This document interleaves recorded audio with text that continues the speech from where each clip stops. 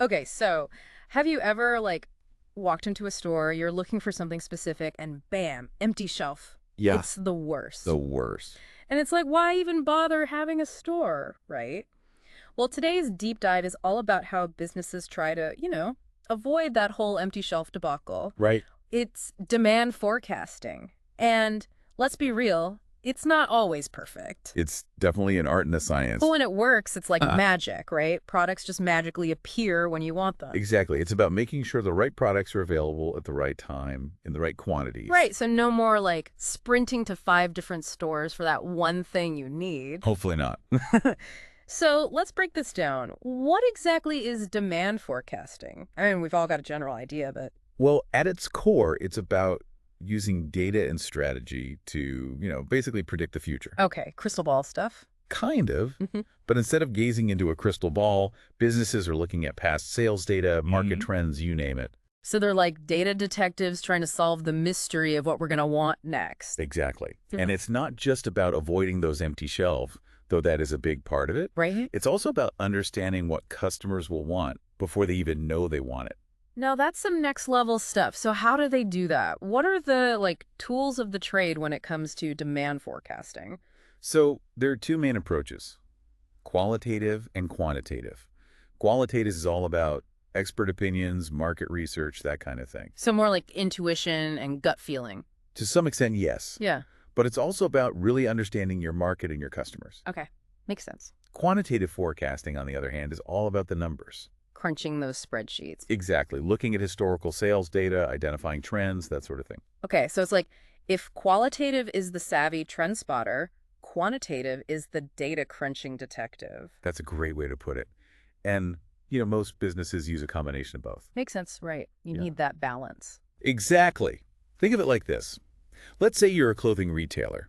You might use quantitative methods to analyze past sales data and predict how many winter coats you'll need this year. Right. But you also want to keep an eye on emerging fashion trends, what's popular on social media.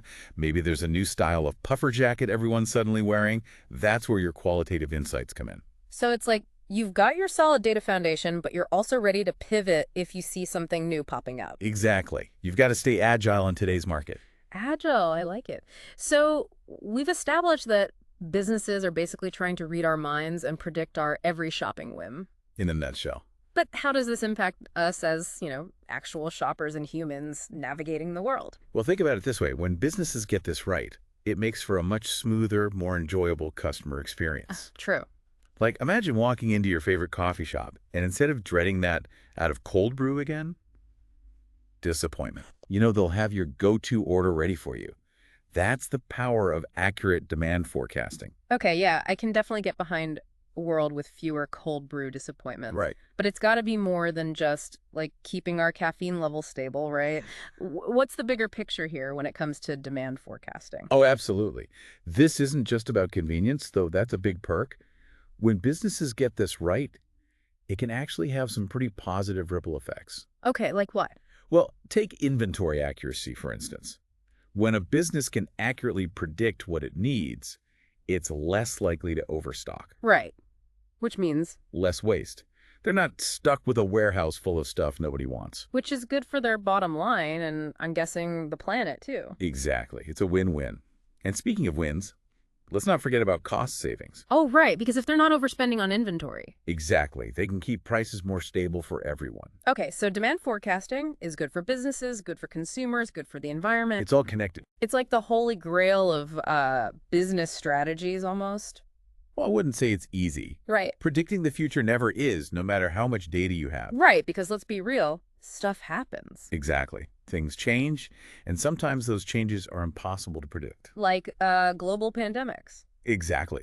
Or sudden economic downturns, or even just a viral trend that comes out of nowhere. Right, because who could have predicted everyone suddenly needing a bread maker? Precisely. And that's where that balance between historical data and real-time insights becomes so crucial. Okay, so you can't just rely on what worked last year or even last month necessarily. Right. The past can be a good guide, but it's not always a reliable predictor of the future. Imagine a company relying solely on 2019 travel data to predict luggage sales in 2021. Oof, yeah. Talk about a miscalculation. Right. So you need to be able to adapt to react to those real-time shifts in consumer behavior, market trends, even just the news cycle. So it's like you've got your data, but you also have to be ready to, like, throw out the rule book if you need to.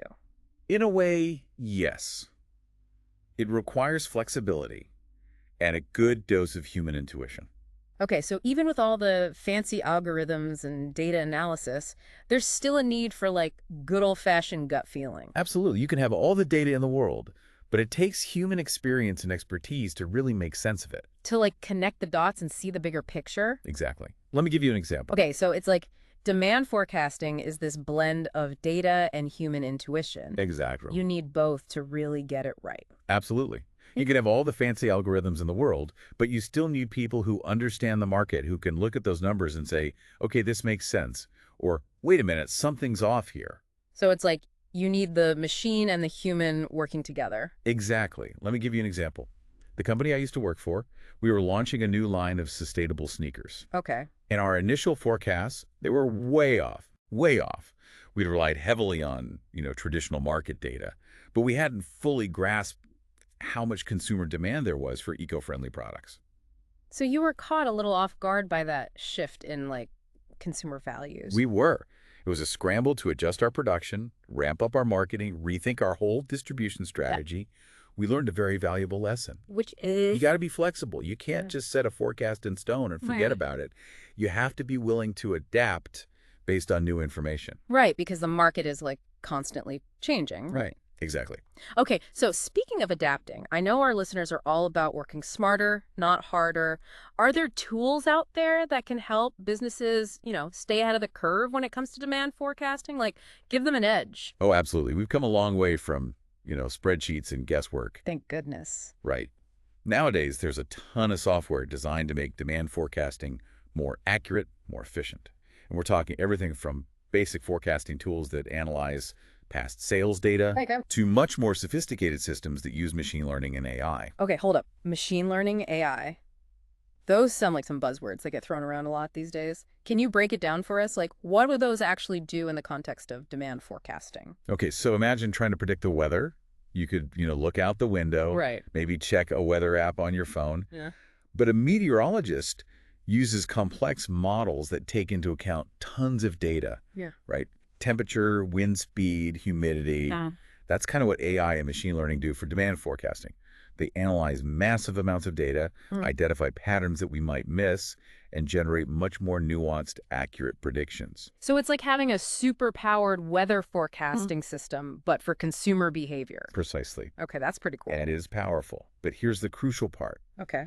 Technology is a tool, right? It's not a magic solution. You still need human expertise to interpret that data, spot the outliers, use their judgment. So it's like having all the best navigation tools in the world, but you still need a driver who knows where they're going. A perfect analogy. Ultimately, demand forecasting is about making informed decisions. Even with all the uncertainty in the market, it's about really understanding your customers and being adaptable. Well, there you have it. Another deep dive, successfully navigated.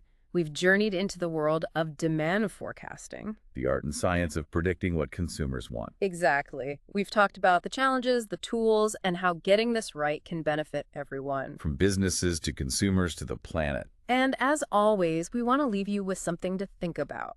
We talked about how the world is changing, how there are always curveballs. Right. So how has the rise of online shopping, e-commerce, all of that changed the game of demand forecasting? Has it made things easier, harder? We'd love to hear your thoughts. Until next time.